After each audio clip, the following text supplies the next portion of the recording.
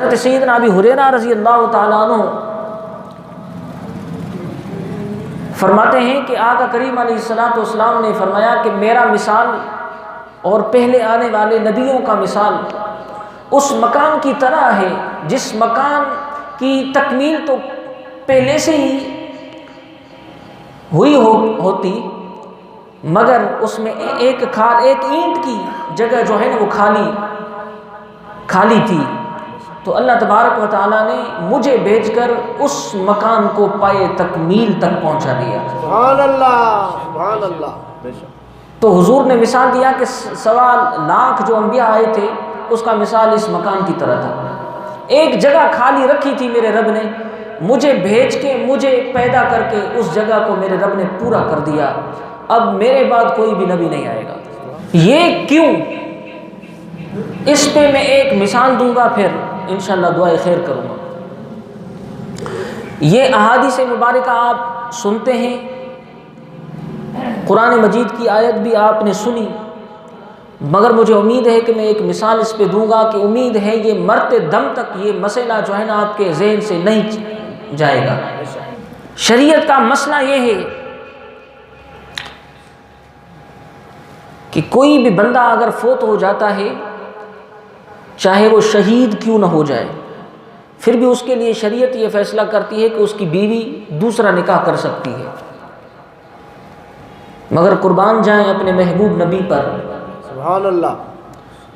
میرے رب نے کہا کہ اے حبیب اپنی امت کو بتا دیجئے کہ آپ کے ظاہری وصال کے بعد آپ کی جو بیویاں ہیں وہ کوئی اور نکاح نہیں کر سکتی۔ سبحان اللہ، سبحان اللہ۔ یہ کیوں؟ اس میں راز رکھا ہوا ہے کہ اگر نبی آقا کریم علیہ الصلوۃ والسلام کی بیوی اگر کوئی اور دوسرا نکاح کرتی تو یہ جو اور لوگ ہیں ان کا عقیدہ سچ ثابت ہوتا۔ وہ عقیدہ کیا رکھتے ہیں کہ حضور وصال فرما گئے ہیں، اب ہیں ہی نہیں، فوت ہو گئے معاذ اللہ۔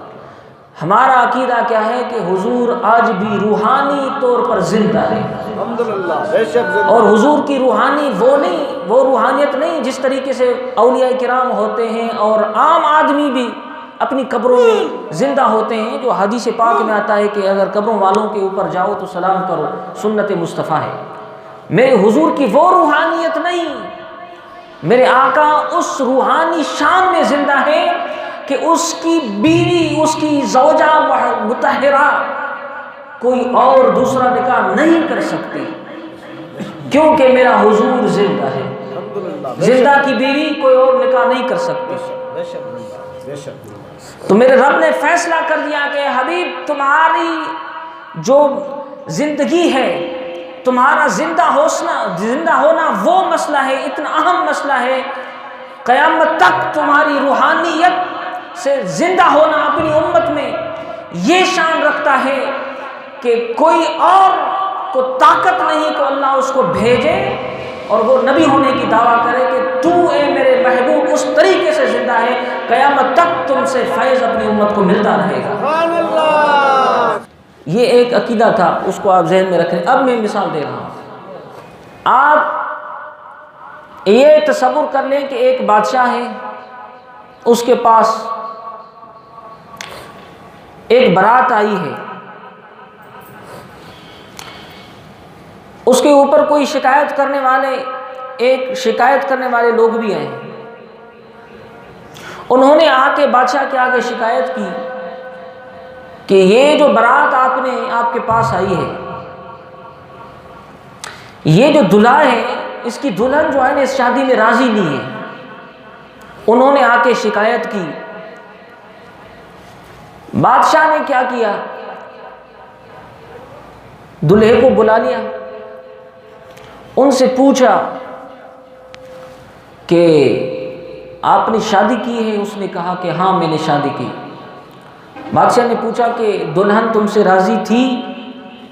انہوں نے کہا کہ ہاں۔ بادشاہ نے پوچھا کہ تمہیں کس نے بتایا تھا؟ تو دلہے نے کہا کہ اس کے ابو نے بتایا تھا۔ اچھا، مولوی صاحب کو بلا لیا، ان سے پوچھا گیا آپ نے یہ نکاح کیسے پڑھا؟ مجھے پتا چلا شکایت آئی ہے کہ دلہن راضی نہیں تھی۔ مولوی صاحب نے کہا کہ ہاں دلہن راضی تھی۔ ان سے پوچھا گیا کہ تمہیں کیسے پتا چلا کہ دلہن راضی تھی؟ اس نے بولا کہ مجھے اس کے باپ اور یوں فلاں فلاں آدمیوں نے مجھے بتایا۔ اچھا، بادشاہ نے جب مولوی صاحب سے پوچھا، دلہے سے پوچھا، اس کو بٹھایا تو برات والے جو اس کے ساتھ تھے وہ بھی آ گئے۔ انہوں نے آ کے گواہی دی کہ دلہن راضی تھی۔ بادشاہ نے ساروں سے پوچھا کہ آپ نے دلہن کا راضی ہونا دیکھا کیا؟ ان ساروں نے کہا کہ نہیں دیکھا نہیں تھا، سنا تھا اس کے باپ کی زبان سے۔ تو بادشاہ نے حکم دیا کہ دلہے کو بھی اندر کر دو، برات والوں کو بھی اندر کر دو، اور مولوی صاحب کو بھی جیل میں بند کر دو۔ اب یہ پھنس گئے۔ شکایت کرنے والے جو ہیں نا وہ ہنس رہے تھے کہ ماں ہم مقدمے میں جیت گئے، یہ مقدمہ چل رہا تھا۔ شکایت کرنے والے ہنس رہے تھے کہ ہم مقدمے میں جیت گئے، اور وہ بیچارہ مولوی صاحب بھی بند پڑا تھا جیل میں، دلہا بھی بند تھا، برات والے سارے بند تھے۔ اب اس کو کس کا انتظار تھا؟ یہ انتظار میں پڑے تھے، جیل میں پڑے تھے، اور وہ باطل اس کے اوپر شکایت کرنے والے وہ ہنس رہے تھے، وہ مزے سے جو ہے نا وہ اپنے مقدمے کے بارے میں یہ سوچ رہے کہ ہم جیت گئے۔ ان ساروں کی گواہی کیا تھی یہ آپ اپنے ذہن میں رکھ لیں۔ یہ کیا کہہ رہے تھے کہ ہم نے سنا ہے۔ بادشاہ نے کہا کہ دستاویز ہے آپ کے پاس؟ وہ کہہ رہے تھے کہ نہیں۔ اتنے میں ایک بندہ اور آیا جس کے ساتھ 4 شاہد بھی تھے۔ سبحان اللہ۔ وہ بڑے شاہد تھے، بڑی حیثیت والے تھے، اور وہ بھی خود بڑی حیثیت والا تھا۔ جب وہ آیا انہوں نے آ کے بادشاہ سے کہا کہ ان ساروں کو چھوڑ دو۔ بادشاہ نے پوچھا کہ کیوں؟ انہوں نے دعویٰ کی کہ دلہن میں گواہی دے رہا ہوں کہ دلہن راضی ہے۔ بادشاہ نے ان سے پوچھا کہ تمہارے کون شاہد ہیں؟ تو اس نے کہا کہ یہ سارے 4 بندے جو ہیں یہ میرے شاہد ہیں۔ اب باطل جو ہے نا کوئی اور چالیں کرنے لگا، اب بادشاہ نے سوچ کے ان سے پوچھا کہ مجھے دستاویز ہے تو دکھا دو۔ ان کے ہاتھ میں دستاویز بھی تھا۔ انہوں نے آ کے 4 شاہدوں کے سامنے دستاویز دکھایا، اس میں دلہن کی تصویر بھی تھی، اس کی سائن بھی تھی، اور راضی نامہ بھی تھا۔ جب یہ آیا 4 شاہدوں کے ساتھ دستاویز کے ساتھ آیا تو کیا ہوا؟ بادشاہ نے فیصلہ کیا کہ مولوی صاحب کو بھی چھوڑ دو، سبحان اللہ، دلہے کو بھی چھوڑ دو، ساری برات والوں کو چھوڑ دو، اور انہی جیل میں ان شکایت کرنے والے بندوں کو اندر کر دو اور سزا دو۔ بات سمجھ میں آ گئی؟ اب یہ شاہدی ہو گئی، یہ آپ کو سمجھ میں آ گئی کہ دنیا کا دستور یہ ہے۔ اب ہم چلتے ہیں اپنے موضوع کی طرف۔ اللہ کی زمین پر حضرت سیدنا آدم علیہ السلام آئے، حق لے کے آئے۔ اب آپ کو ختم نبوت کا مسئلہ مثال کے ساتھ ایسا سمجھ میں آ جائے گا، مجھے امید ہے کہ اللہ تبارک و تعالیٰ مرتے دم تک آپ کو گمراہ نہیں کرے گا اگر اس مثال کو آپ نے ذہن نشین کر لیا۔ حضرت سیدنا آدم علیہ السلام آئے، انہوں نے آ کے کہا کہ اللہ کی عبادت کرو۔ لوگوں نے عبادت کرنا شروع کر دی۔ پھر اس نے وصال فرمایا، شرک جو ہے نا، شرک پھر اس کی شریعت اور اس کے دین کے اوپر غالب آ گیا۔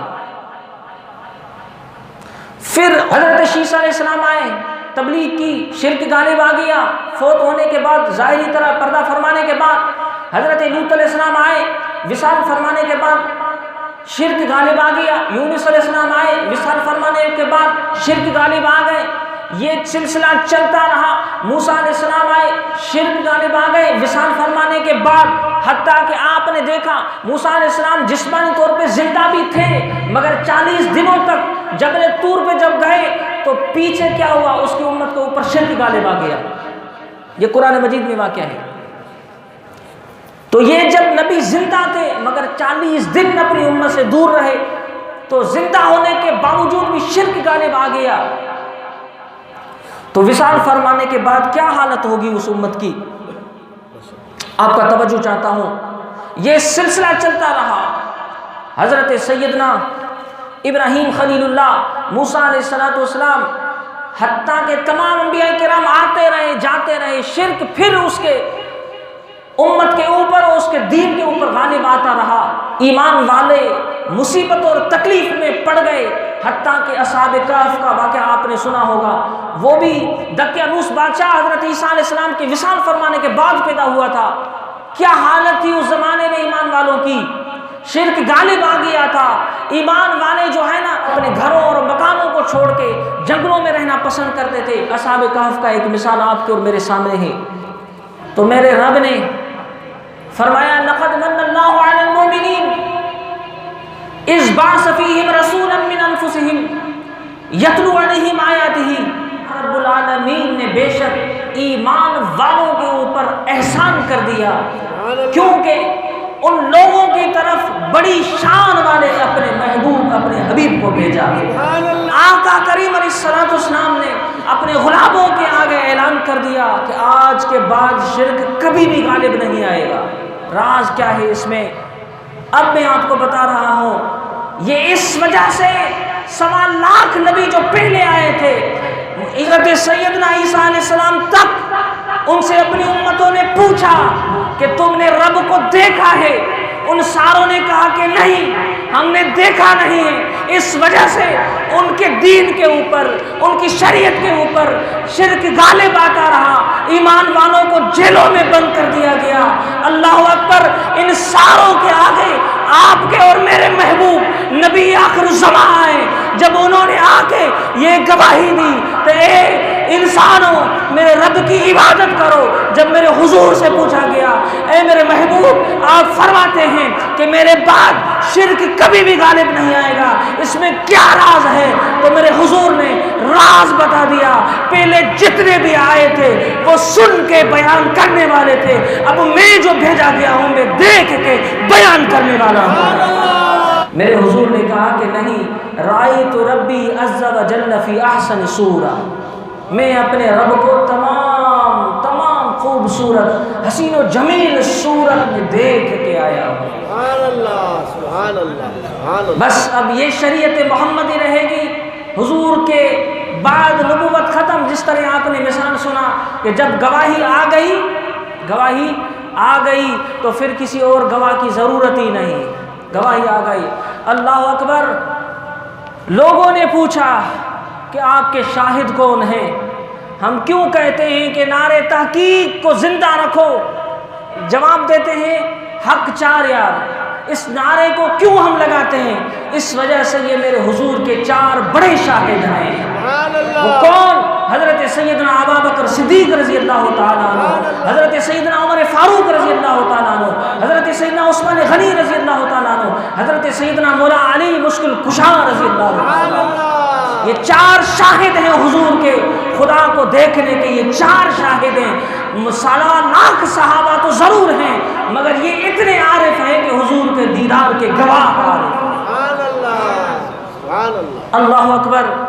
اگر دیکھا جائے یہ 4 شاہد اور ایک میرا محبوب، ان کی دعویٰ، اگر آپ کو دستاویز کی ضرورت پڑے نا تو اس کا دستاویز قرآن مجید ہے۔ سبحان اللہ، سبحان اللہ۔ قیامت تک کوئی اور کتاب نہیں آئے گی، یہ دستاویز موجود ہے۔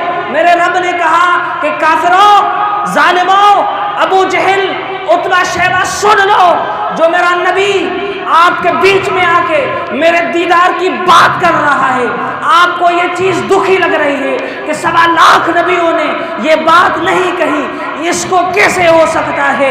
بیت المقدس تک اتنا بڑا لمبا سفر ہے، یہ تھوڑے حصے میں کیسے ہو سکتا ہے؟ میرے رب نے کہا کہ سن لو، دستاویز میری طرف سے یہ ہے، اگر یہ دستاویز تم غلط ثابت کر سکو کہ تمہیں چیلنج ہے، فَأْتُوا بِصُورَةٍ مِّن مِّثْلِهِ، ایک صورت بھی اس دستاویز جیسی آپ بنا کے دیکھ لو اگر سچے ہو۔ ایک صورت بھی نہیں، ایک آیت بھی نہیں تم بنا سکتے۔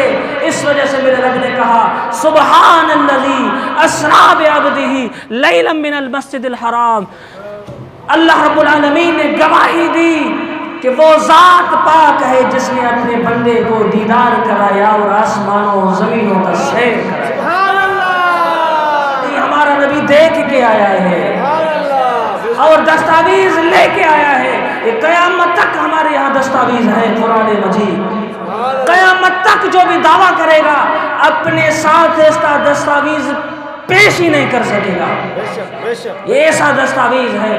اس وجہ سے حضور کے معجزے تو بہت ہیں، سب سے بڑا معجزہ قرآن مجید ہے، کیونکہ قیامت تک جتنے بھی کاذب ہوں گے دعویٰ کریں گے مگر قرآن جیسا دستاویز نہیں پیش کر سکیں گے۔ تو آپ کو اور ہمیں یہ تسلی ہے کہ آپ کا اور ہمارا آقا زندہ ہے اور میرے حضور کے اوپر ختم نبوت ہے۔ اب ہم کسی کو قیامت تک نبی نہیں مانیں گے۔ اللہ کے حضور میں دعا ہے کہ اپنی بات مزید ویڈیوز کے لیے ہمارا یوٹیوب چینل سبسکرائب کریں اور بیل آئیکن پہ کلک کریں۔